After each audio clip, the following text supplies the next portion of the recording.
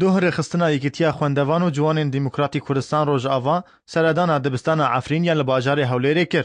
û hinek pêdiviyên xwendinê li ser xwendevanên Kurdên Rojavayê Kurdistanê yên li wir dixwînin belav kir. Îro wekî yekîtiya xwendevan û ciwanê dîmokratî Kurdistanê Rojava îro em hatine vê qutabxanê ji bo yek planê me em kevne bin kêfxweşiya xort û xwendevanan de îro em hatine mindalê me îro zor kêfxweş bûn û wekî tiştê ku me ber wa bela kirî me teqrîben dor 120 bela kir bes mixabin kêmesî kete nav eded ji îdarê ji bo teqrîben dor şolê 15-20 taleba me navê wa wergirt inşallah sibe dubare dîsa em ê ên li wa tewzîع kin. مبادره ji yekîtiya xwendevanê munezema Hewlêr bû û me bi alîkariya munezema Nerwîc Hizb el Partî Demokratî Kurdî fî Sûriya el Partî me ev alîkarî dan zaroka û daxwaziya me jê bû jî got em kêfxweşiyê têxin dilê wan û got bizanin got yanî wekî teşcîعekê jî ji wan zarokar. Rêxistina yekîtiya xwendevan û ciwanên Dîmokratîk Kurdistan Rojava yekemîn rêxistinên Rojavayê Kurdistanê bû seredana wê dibistanê kir û tevlî ku ew pêdiviyên xwendinê yên ku li ser zarokên Rojavayê Kurdistanê yên ku di wê dibistanê de dixwînin hatîn belavkirin negelek bûn lê xwendevanan kêfxweşiya xwe ji wan alîkariyên radan xuyanî kirin.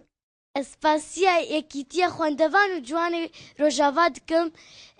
li ser veq defter û qalemê godan me spasiya we dikim. Defter û qalem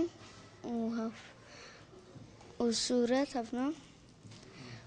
û qalem. نافي من أريناج عفريني ما سباسيا وادكم جبي مساعدي دفتر بو قلم بو Rêveberê dibistana Efrîn xwest ku ew alîkarî ne tenê ji bo xwendevanên Rojavayê Kurdistanê be û xwest ku ew alîkarî li ser hemû xwendevanan bêbelav kirin da ku tu cudahî û probleman di navbera xwendevanan da çê neke. هیوادارین ئەم